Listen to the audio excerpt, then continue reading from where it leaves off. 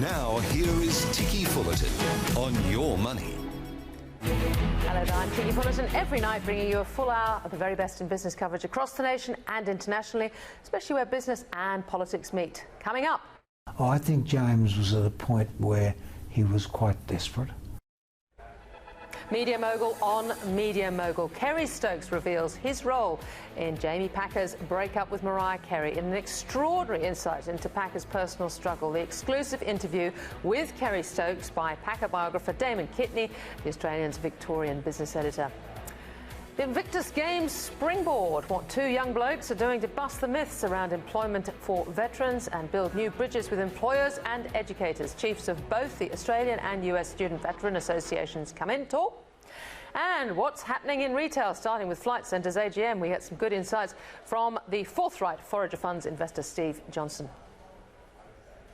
Well, coming up in just a moment, we will play you an exclusive interview with Seven West Media chairman Kerry Stokes on his personal relationship with former Crown Resorts director James Packer.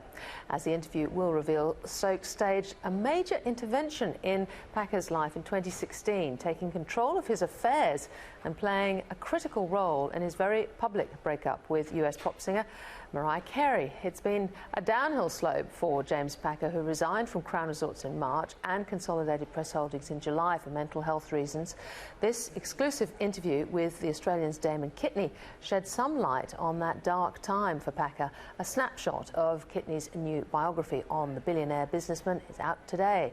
Well, for more, I am pleased to welcome the man himself, the Australian's Damon Kitney, at the desk. Damon, congratulations on the book. Thank you, Ticky. What an incredible journey. I mean, how much time did you actually spend with James Packer?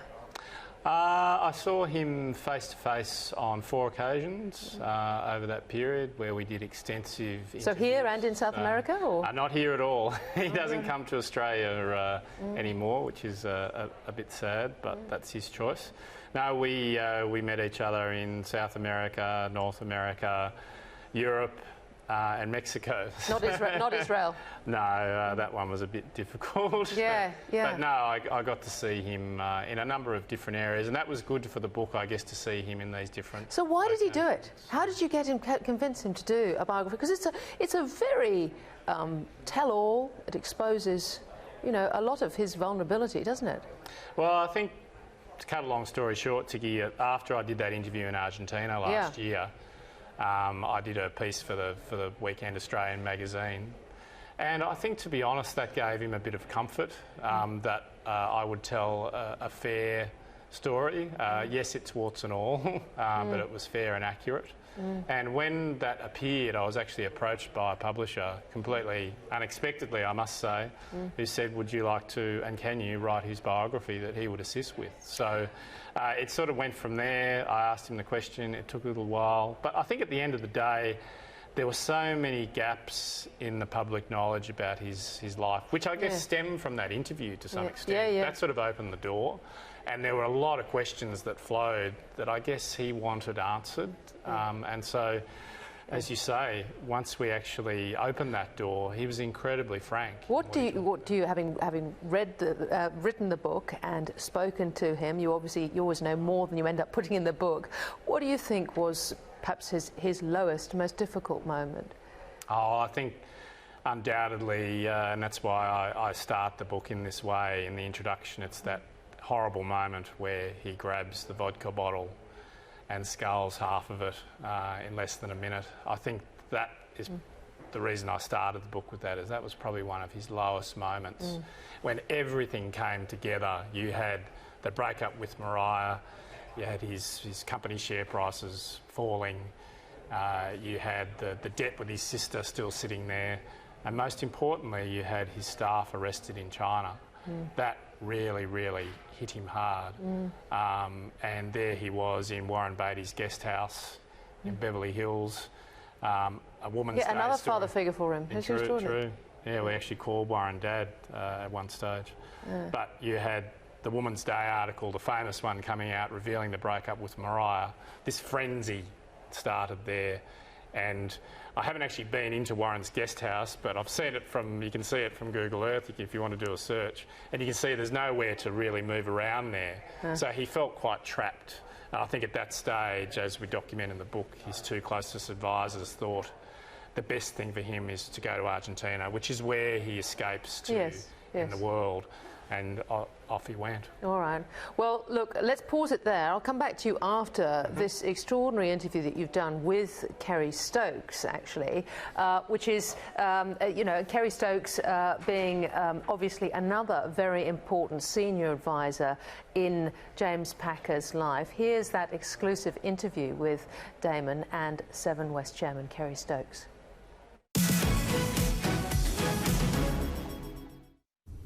Kerry Stokes, thank you very much for joining us today. My pleasure. It's been a while. It has. Can I take you back to 2016 to start? Certainly.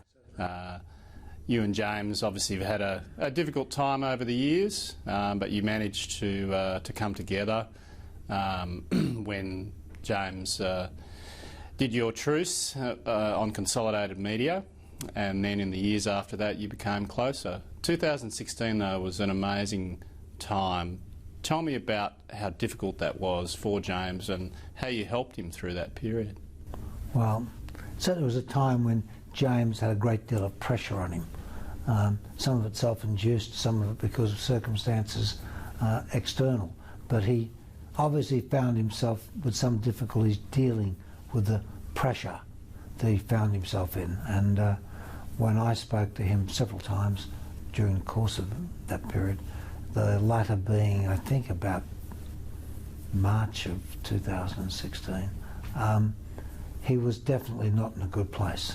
So Christine and I decided we'd go up and see him at his place and see if we could help him. And we did that. Turned out to be a very difficult trip because going up to see James, there was a landslide on the road. So we ended up having to drive about 150 miles extra to get to see him, which made it a very long trip. We got there and James was not in a good place. He was concerned about a whole bunch of issues. And we talked about it and made a decision with him that he'd be better off if he actually left the States, went somewhere where he could actually find space to think and be amongst people he could trust. And in regard to that, he'd had this relationship he'd built in Israel. So in talking with the people in Israel, I made the decision it would be best if he actually just jumped on his plane, went to Israel and settled back and took the time out to collect his thoughts, collect his position and work out where his future was. How important was the Israel time for him, if you look back? If that hadn't have happened, how serious would it have been? Oh, I think James was at a point where he was quite desperate. And things happen when you've got pressure points in your life and you're confronted with emotional pressures and you've got business pressures and then you overlay personal pressures all coming together at the same time. It can get very confusing. And I was concerned that James wasn't in a space to be able to make those decisions, and goodness knows what other outcomes there could have been. But the fact is we made those decisions. He went to Israel, and I think that gave him the breathing space he needed to actually come back and make the right decisions. So he spent about 3 weeks there. You've given us some very open reflections in the book about your role in effect, looking after his private affairs during that period. But most importantly, that meant liaising with one of the great pop divas of all time, Mariah Carey. Can you tell me about how you managed that? That was interesting. Equally difficult was her agent, who was a little different to most agents we've come across. But she was very aggressive, thought she acted for the best interests of her client and James. And at that stage there was a wedding planned.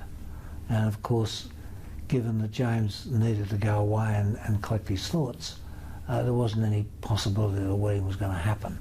And they were a bit agitated about that because they had guests organised to come, and it was all a bit awkward. So nature intervened, fortunately, and I moved the boat, so there was no chance of there being an opportunity for a wedding. You were accused of kidnapping him at one stage, I think you said. It actually was, yeah. They said, you've kidnapped him. And I remember one of these people ringing up saying they've got a charter jet company out of Las Vegas was being chartered to fly a big jet to Israel to bring him home. And I refused to authorise the payment. And that resulted in some very difficult conversations with her and her agent, and but I did, as you rightfully point out in the book, I did offer them 2 economy round-trip tickets if they felt that was necessary. And it wasn't, obviously. No, I didn't take that offer, but I don't want to put the wrong side. Mariah was actually a really wonderful artist, and I enjoyed meeting her, I enjoyed her company. It was just that they were in a point where they thought they were going to have a wedding. They were putting a lot of pressure on James, and when they thought there wasn't going to be a wedding, there was a total change in attitude, and they got very aggressive because James, above all else, James is extremely generous, and to his friends he gives anything, and I mean that. He practically gives his friends anything. James thinks you're his friend. He will bestow gifts and look after you like most other people wouldn't. Extremely generous.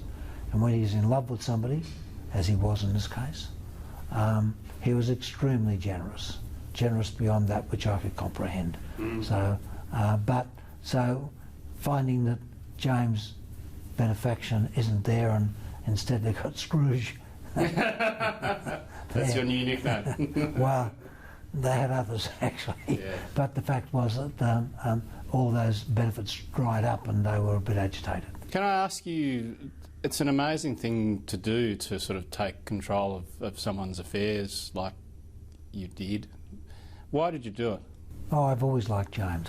One of the things I'll just correct that you said when we started is I had a great relationship with James from the time he was about 15.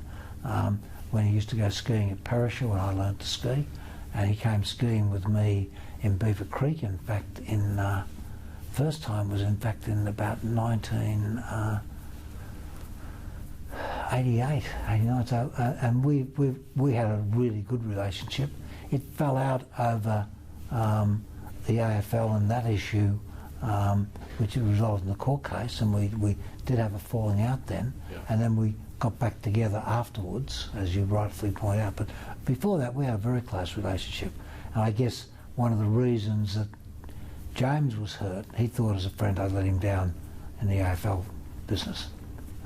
So having got back as his friend, I was determined that I'd help him where I could. So your friendship, as you've said, also was very important in other parts of his life. He mentions in the book how important you were when he and Erica broke up, you and Chrissy. Yeah. Can you tell me about that time and how difficult that was, and I guess how sad and hurt you both were to see what happened? Decision made that the marriage was going to end, and James made that decision. There wasn't any, no one was doing anything. It wasn't like there was another woman or another man or anything of that nature. James made a decision to do the things he wanted to do in this world. He had very big ambitions. He'd have to have the freedom of not being married. And people may have trouble understanding that, but when you're on a plane and you live on a plane, as James did, to put that into some perspective, James had several crews for his plane so it could keep going, and James would frequently fly New York, Los Angeles, Las Vegas, Europe, South America, and he would be constantly travelling. And he'd formed the opinion then that if he was going to achieve the ambitions he'd set himself, it would be too difficult doing so and remaining married. So he made a decision that the marriage would be best if he wasn't married. And Erica had done nothing wrong, and Erica, we all loved Erica. James loved Erica. So we all had some trouble with the decision for the family to break up. But having made that decision, Chrissy in particular, we were keen that if we could, to try and bring some order and to actually help work through some of those issues. And we had a relationship with Erica and the children and with James, and we were able to actually help both of them come through that in one piece. It's amazing that they have managed to stay so close, don't you think? And it's the same with Jody Mears as well, who has kindly spoken for the book. He's been able to keep those two most important people in his life very close. Yes, that's a tribute to his generosity, not just of money, because he's certainly generous with that, but his generosity of spirit with those people as well. They are part of him, and he has been determined to make sure that they felt that. And a couple of times when he was negotiating, I had to remind him and say, "No, you're right to check on this occasion." Yeah. And so, for which he later thanked me, I might add, as did, you have a situation where you have two really good people and they're having a dispute, and one says, well, I'm not going to take money, and the other one says, well, I'm not going to pay you much money, and that's a normal divorce attitude. And in this case, it was getting to where they both separated on good terms, that they could actually keep talking to one another.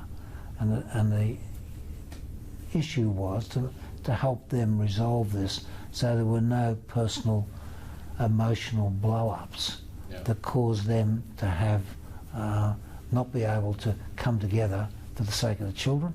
And the fact is, they both loved each other. I mean, it was a very strange circumstance, but they got through it, and the children are in a great place, and Erica's in a great place, and I think James is in a better place now. And can I ask you about another topic that we discussed in the book, the China disaster, if I can call that, from James's point of view, with the arrest of his Crown staff.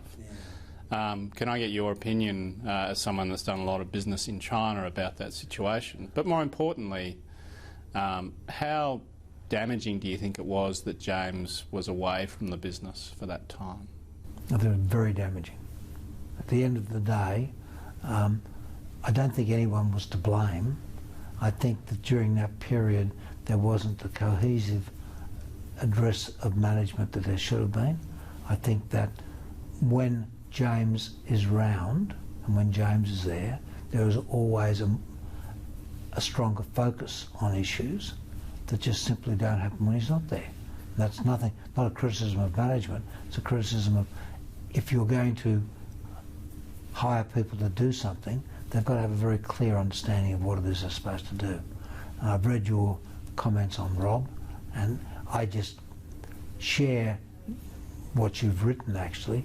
Rob was a good man doing a good job with Deutsche Bank, who went into a position that was out of his depth in what was expected of him in this corporate maze that James had developed. And there was nobody else, when James gave over the reins, who was capable of picking it all up.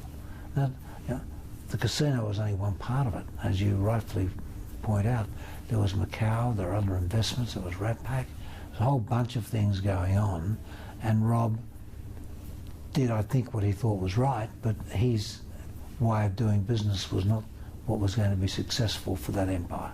So to 2017, October last year, James returned to Australia for the first time in a while as your guest.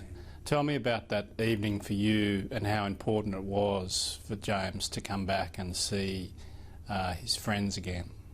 Well, for me it was important for another reason.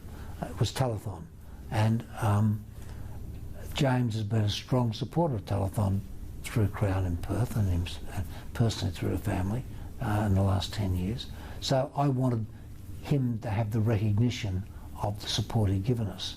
I have this trouble with these billionaires. James is one, Andrew Forrest is another. I had all this trouble with Andrew never wanting to put his name up when he was giving me all this money.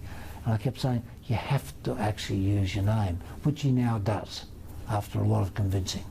But James was the same. So I wanted James to see firsthand what it meant that he had contributed, and also to see that he was held in high regard. James had gotten to a place where, for some reason, he thought his friends had deserted him, and a lot of people didn't regard him highly because of some articles in papers.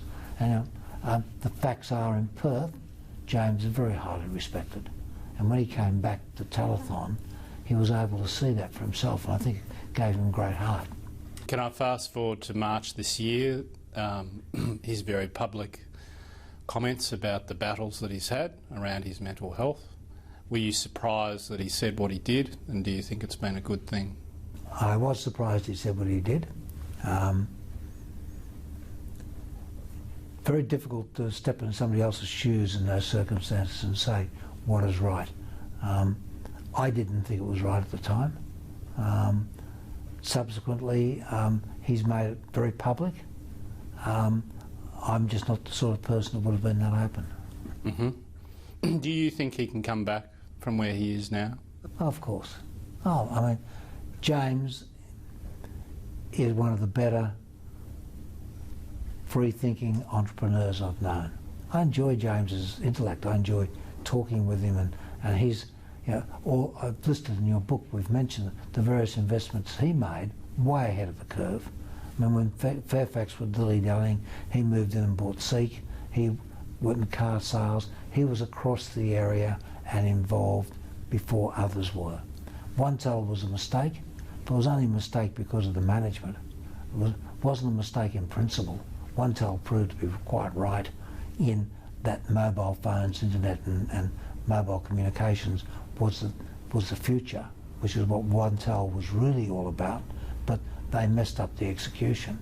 But he was right in that was going to be the future. So James should come back, and he should be involved, and he shouldn't be concerned about the publicity he's had. At the end of the day, everyone takes him for who he is. I don't believe the publicity. And people have called you a father figure many times over the years. Do you see yourself as one? No, I'm his friend. And his father and I shared a relationship, which few people know about. James and I share a friendship. I'm not a father figure.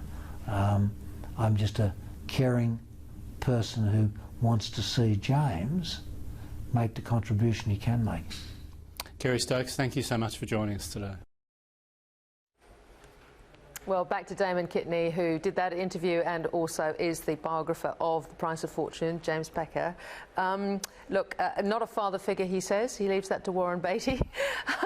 But how do you think, what does James Packer think of your book? Well, we don't know because he hasn't read it. He hasn't read it? No, I mean, that's one of the interesting things about this process, I guess. He said at the outset that he didn't want to read the book. So he didn't actually interfere with, once he'd done the interview, he didn't interfere with your edit? No, which is a great testament to him because, in a sense, he's taken a huge risk to open himself up and give away. And what next, do you think, for James Packer? Well, look, I think that James is in a much better place than what he was in March now. And so I'm hoping that he will be able to come back to where he was. I think the key stake in the ground in the future for him is the Barangaroo project here in Sydney.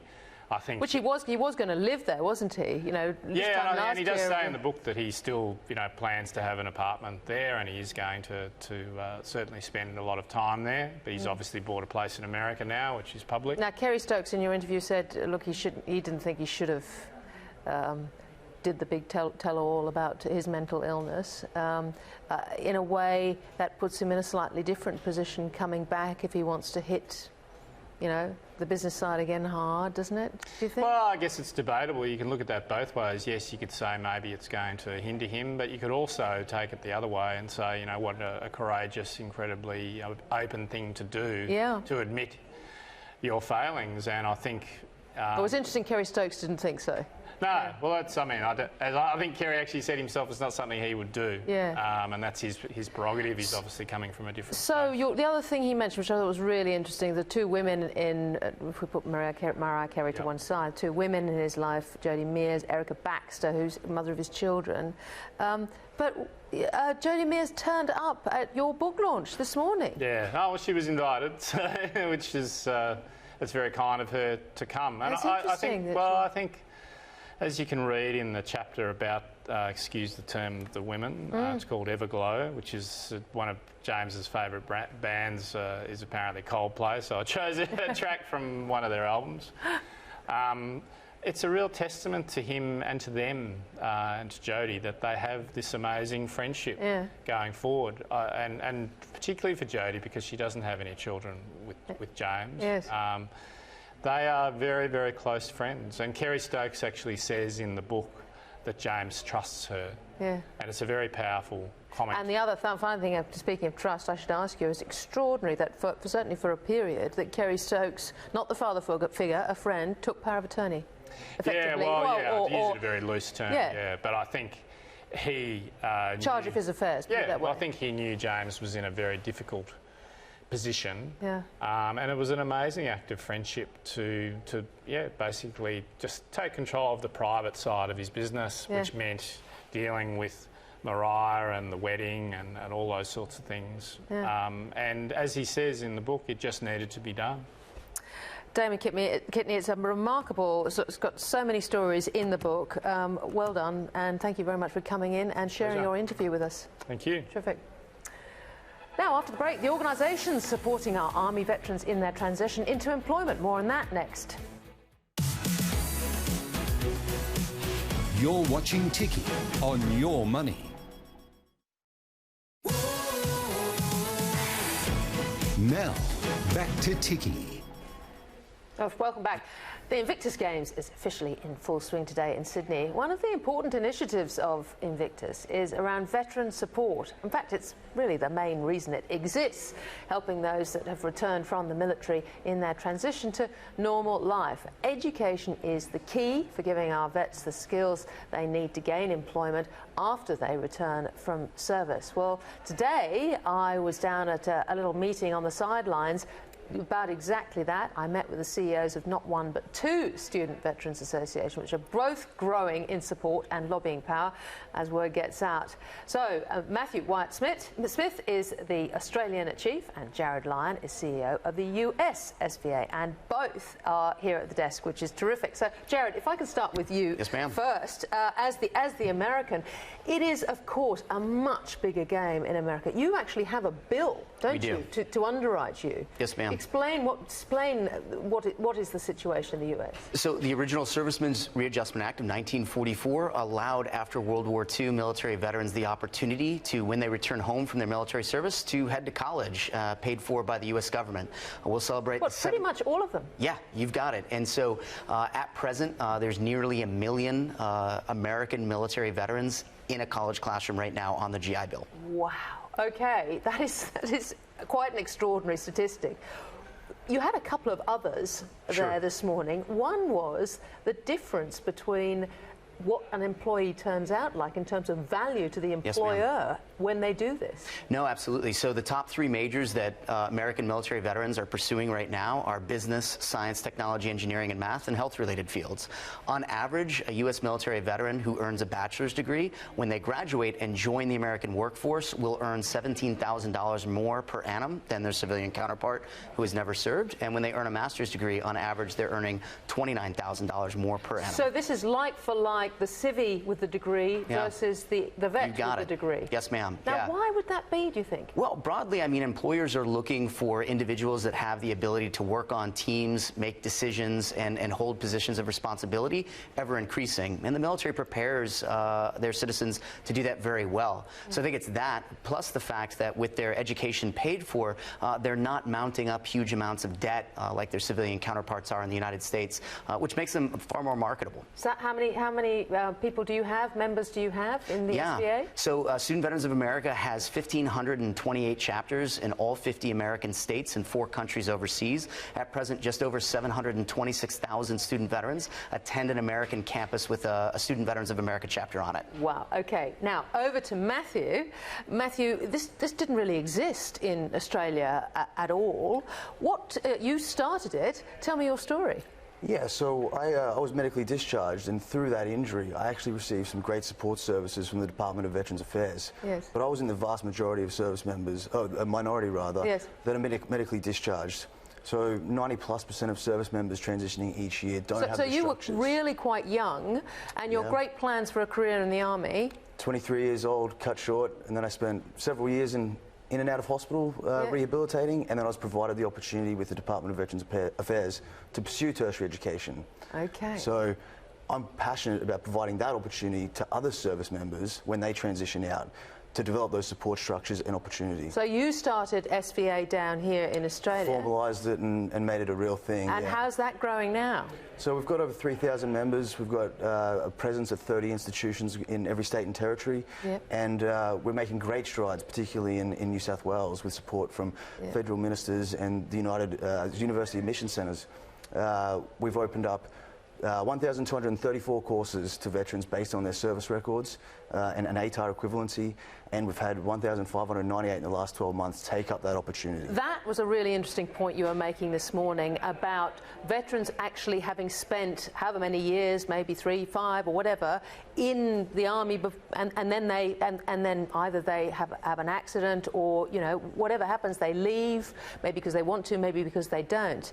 And until now, it's been very difficult to get that experience recognised by universities. Sure. Yeah. Is that true of all universities now? Have all universities come in and recognise it? Not all. Like we'd like the Armed Forces schedule presented by UAC to be universally accepted throughout the state, and then we can push that nationally. So that's a big goal of yours? That is a big goal, like creating a state-by-state and then a federal policy to uniformly allow access and support for veterans in higher education, enabling us to change the narrative around post-service education, be able to replicate what America does. Exactly. Jared, I must ask you one thing, and that is the stigma around post-traumatic stress, and people thinking that, you know, employers may be thinking, oh, well, you know, is that a particular difficulty? Just unpack some of the myths around that for us. Absolutely. I mean, mental and behavioral health are real issues, and I think Prince Harry said it best with the Invictus Games, for all people, right? And stop. Well, especially people who are looking for a job. No doubt, no doubt. And transition from military service to civilian employment, or from education to civilian employment, whether you're a veteran or not, these are stressful times. Transition changes with the economy, so when you're searching for a new job, when you're changing career paths, these are all stressful times. But I think one of the key things for employers to understand is the resiliency that exists amongst the military veteran population. And we know this to be true with the coalition forces, whether or not you served in the American Army, the Australian Army, or anywhere in the world. The military, through its training and experiences, might expose service members to stressful environments, but often we're made stronger as a result of that, which makes us far better employees and even better citizens. We wind up being more civically engaged and involved in our communities, and these are really positive attributes. You only have to look at the athletes to see that this week. No doubt. And we've got Armistice coming up, the centennial, in a couple of weeks' time, so I hope this message keeps coming out. But thank you, fellas, very much for joining us today. Hey, thanks so much for having us.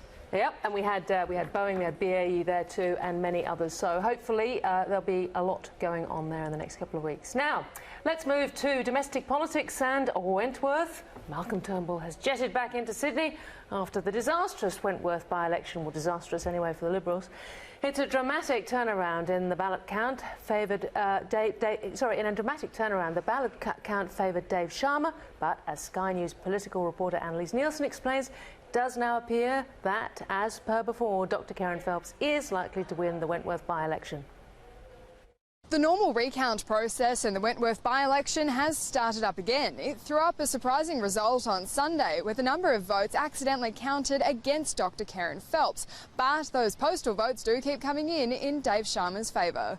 Former Prime Minister Malcolm Turnbull dodged questions as he jetted back into Sydney this morning about whether he should have thrown his support behind Dave Sharma. His son Alex Turnbull proving more vocal in his support of Dr. Phelps. The Liberal candidate telling Sky News his support would have helped. You know, whatever he was willing to provide was helpful. Whatever more he would have been willing to provide would have been even more helpful, no doubt.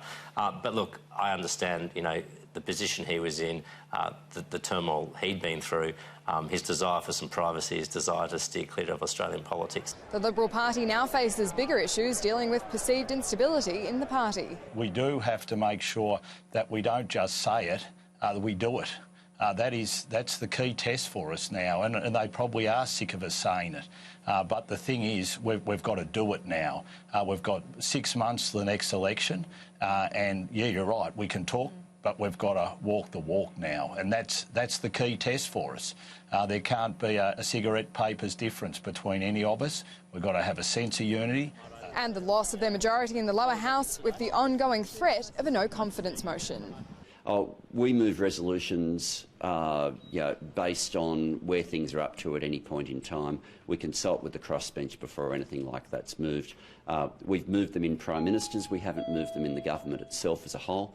But that's something, it's a decision we take on a day-by-day basis. Postal votes received before midnight of November 1st will be counted towards that final tally. But if the current trends continue, it looks like David Sharma will fall short by about 700 votes. Annalise Nielsen, Sky News in Wentworth.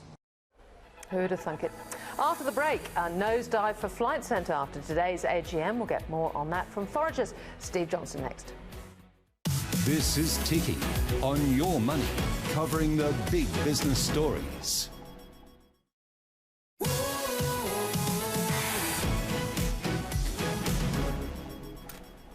Welcome back. Flight Centre shares took a dive today, falling more than 10% in today's trade. This despite overseas sales taking off for the company, telling investors at its AGM today that it expects its income from outside Australia to make up over half its earnings for the first time this year, and profits to also break that 50% mark in 2019. Well, looking to the horizon, Flight Centre says it expects a full-year underlying profit before tax to come in the range of $390 to $420 million, with the 6 months to December set to bring in $140 to $150 million in underlying pre-tax earnings.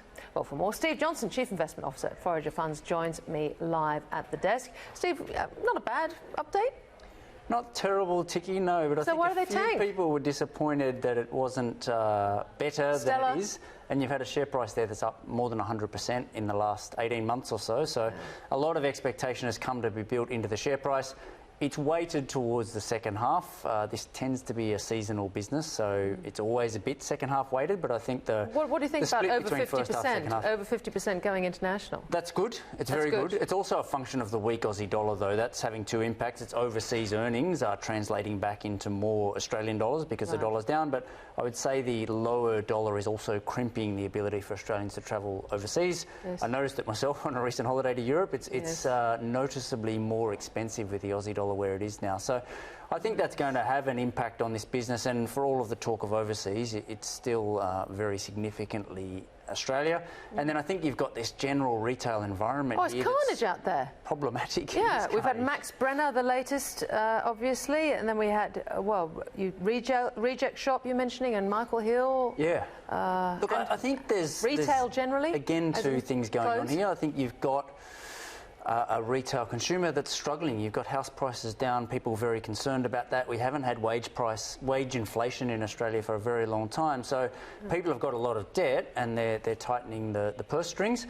You've also just got a lot of change in terms of the concepts that are out there and the way that people are doing retail, and I think in that business, if you're not upgrading what you're doing, you're not changing the way you go about it. Well, if you think of sort of Smiggle or Peter Alexander that, say, Premier has, that seems to be really successful, category killers in a way, and yet Toys R Us are, Exactly right, and we own a little Kiwi company called Hallenstein & Glassons. It owns the Glassons store format, which is going gangbusters here in Australia. They're growing sales 8 and 9% a year because they're giving consumers what they want. It's cheap, it's fast fashion, and it's proving very popular. So I think the weak backdrop really highlights the weaker business models, and you're seeing that now, that there's a lot of businesses that are not able to survive, and there are businesses that are proving very successful. Okay. I must just ask you about Worley, because Worley Parsons, I mean, you've in the past been very interested in these sort of mining service companies.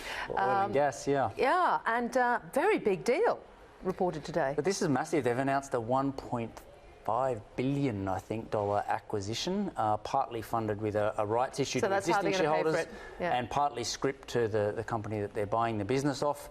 It's a remarkable change in fortune for the whole industry, really. We were looking at Worley Parsons just a couple of years ago, and it was really in quite some trouble with a fair bit of debt. Dire straits. The industry was in a significant downturn, and the share price was down around the $3 mark, and today they're raising capital at 14 and 15. So it shows you that the industry has turned in general, and certainly that Worley Parsons is pretty well placed. Yes. The size of the acquisition is always a concern.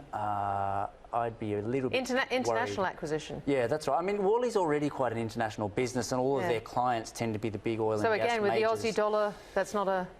Well, it should be it'll give them more diversification of earnings, but they really operate in a US dollar business anyway. So this has been a foreign currency play. Even the stuff that happens in Australia, if you're pricing up, the oil price itself is in US dollars, and most of these projects that happen offshore oil and gas are US dollars as well. So I don't think it's going to change that dramatically, but it's going to make them a global giant in this space. You've got Subsea 7 and some of these big players, they're not in that exact same business, but it's going to put them on a par with some of those global giants in the services space in oil and gas. And even a company like Halliburton, which is the global giant, Worley's not going to be that much smaller than they are. That is an extraordinary story, as you say. Yeah, more broadly, the outlook for the market, what do we reckon? Look, it's difficult. Wobbly? I think it's really difficult. It's wobbly, but the wobbles are in places that deserve to be wobbling. Where you're seeing a lot of share prices, like the Reject Shop, like Michael Hill. Where all these share prices are, it's down 50%. Let's go and have a look at it, and then you go and have a look at it, and it's got all of these what I think reasons are structural issues as well as backdrop. And I think there's still a lot of money out there looking for a home in the market, especially in my space, in the small and mid cap space. Everything that's down's pretty well picked over, so you're making a call that I'm right here and everyone else is wrong, and I'd rather be investing when everyone else is not even looking at it, or people are suffering outflows, and that's when you get the genuine bargains. So I still think it's a time to be fairly careful and conservative, and our performance has been really struggling over the past 12 months because the stocks that are going up are difficult for us to put a value on, to say the least, and the stocks that are going down are in troubled parts of the market. So all right, it's hard. Play out a little bit. Yeah. Patience. All right. Steve Johnson, great to get your views. Thanks again. Now, Sky News understands the first shipment of gas from INPEX's 54 billion LNG plant will depart from Darwin tonight. Sky News Northern Australia correspondent Matt Cunningham, he joins me now. And Matt, this makes for a major milestone, does it, for the $54 billion project owned by the Japanese? Certainly does, Ticky. It's a little more than 6.5 years since INPEX made its final investment decision to build this LNG plant here in Darwin. That, of course, has provided a major boom for the Northern Territory economy. That's been followed by a fairly significant bust in the past couple of years as construction has wound down on this project. But it is my understanding that that first shipment of gas will leave here from Darwin tonight. You might be able to see over my shoulder that LNG tanker, the Pacific Breeze, that is there at the LNG plant, the INPEX LNG plant here in Darwin. It's the biggest LNG tanker to ever enter Darwin Harbour. It is expected to depart at some stage tonight, bound for Japan. Now, over the next 40 years, this will be the major supplier of Japan's domestic energy. We know that for 40 years, we will see up to 8.9 million tonnes of LNG per year transported from here in Darwin to Japan. That gas, of course, is coming from the Ichthys field, about 220 kilometres off the West Australian coast. That discovery was made back in 2000. At first, it was expected that that gas would be processed at James Price Point in the Kimberley region, although you will remember that there was some significant opposition to the development of that gas processing hub there in the Kimberley. The former Chief Minister of the Northern Territory, Claire Martin, then swooped on that. She went and approached the Japanese, lobbied them to build this gas plant here. Her successor, Paul Henderson, continued that lobbying until 2012 when INPEX made that final investment decision. As I said, for the next 40 years we are expecting these shipments to be made. The first one of those, Ticky, though, we do expect to leave here from Darwin tonight. Well, that's a great day. Now, Matt, just looking at that behind you, looks so beautiful, because I was out there a few years ago kicking the tyres when it was very, very flat. There was just nothing there at all. A lot invested in this. They had their issues, didn't they, with downtime and that sort of stuff. They'll be looking for some returns, won't they? It's the Japanese and the French, from memory. Is that right? That's right. The French company Total is the partner in this, about 30% stake it has, and Impex, of course, the major partner in this project. But you're right about those delays. At first, that first gas was expected to be shipped in 2016, but there have been significant delays on this project and some pretty serious cost blowouts. The first cost estimate was about $34 billion. Now we're talking about a $54 billion project. The most recent estimate had been that the first gas would be shipped in May of this year. That was further delayed by a pretty serious cyclone we had up here earlier in the year. That was then revised until September. That deadline also wasn't met, but we are now expecting that first shipment to take off from here tonight. A couple of years behind schedule, but a significant milestone no less. Sure is, and great to have you there in front of it. Thanks very much for joining us. Matt Cunningham there. After the break, rapid urbanisation in China set to become a huge problem for human health and the environment. More on that next.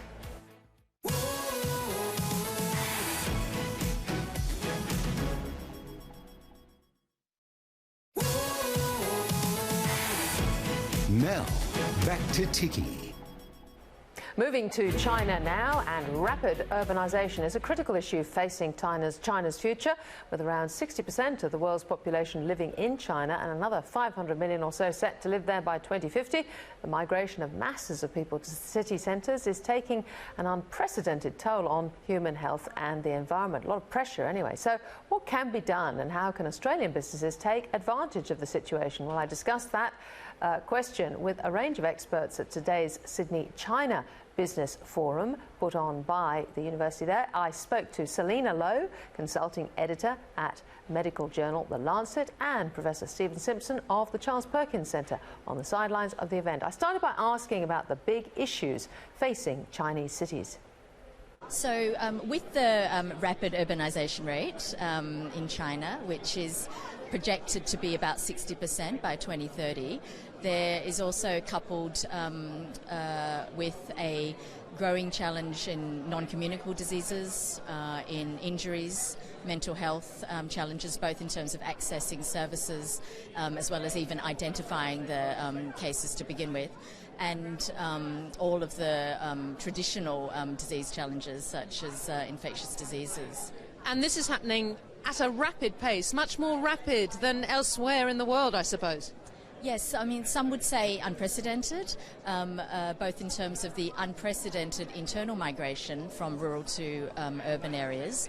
Up to 700 million people have migrated to cities in the last 30 to 40 years. But also with the population of China itself, which is huge. So the disease burden that China faces to meet is bigger than many other countries. Steve Simpson, I guess the speed of urbanisation is also a huge factor we're learning in terms of health and food. Absolutely. So as you have massive numbers of people moving into urbanised environments, they become dissociated from their traditional food supply. You have an incredibly quick change, particularly towards westernisation of the diet, and that's quite clearly causing a huge rise in the disease burden. Now particularly diabetes type 2? Absolutely. So metabolic diseases, but type 2 diabetes and increasingly obesity are on the rise at a rate that is probably unprecedented in the history of the world. Big question, Steve, as to exactly which type of food source is causing this, and also questions about how to solve this problem. Well, the types of food, I think it's true to say that there's been a shift towards a more westernised style of highly processed diet, increased consumption of animal-based protein, increased consumption of dietary fats. Rice intake has actually fallen in China, and it's a combination of those things, it would seem, that's really driven the disease burden, coupled with reduced opportunities for physical activity. Obviously, people aren't working as hard as they were in the fields, living in cities, and the opportunities to have a physically healthy life are diminished. And Selina, I would imagine on top of all of this, you've got issues of air quality, water quality, soil quality. Yes, definitely. The Those combined links have been recognised globally, but acted out in a very prominent way in China. The issue of air quality is something that both local communities care about, but also the government is willing to act on. In terms of water and soil, which integrate into all our food systems and all of our daily activities and our industries and the way we live our lives, both in cities and outside, there are both questions of quality and quantity. So these are the problems that, also let's call it the opportunities that face China to build healthy cities, is really a great one, because there is an opportunity to really integrate various sectors, both in terms of research, private and government sectors, to act in a combined way. And in addition, with community participation, which will hopefully, sort of build more transparency and more trust over time for what we're eating, what we're drinking and breathing. China really has the opportunity to be a model for the world in solving these problems. It's facing a rapidity of rise of the acute problems. It has a scale that's unprecedented, and it has a social structure where we have, and a political structure where there's the possibility, at least, the wherewithal to implement change across society, not only in healthy cities, but also at the level of the entire system within which the food production system works, urbanisation operates. Yeah, I mean, potentially there's a top-down, quite disciplinarian situation which could come about if things got into crisis level, but equally, presumably, there's also opportunities from the ground up and opportunities for Australia. Exactly right. So that combination of top-down, bottom-up, the involvement of the corporate sectors, government, individuals, academia, collectively that makes a really powerful story, and we can try solutions in that context which will benefit everybody. And Australian science, agriculture, we have the opportunity to contribute. Steve Simpson and Selena Lowe, thank you so much for joining us. And that's all for the show tonight. Tomorrow night, the CEO of the Swiss Stock Exchange, Jos Düsselhoff. Until then, thanks for your company.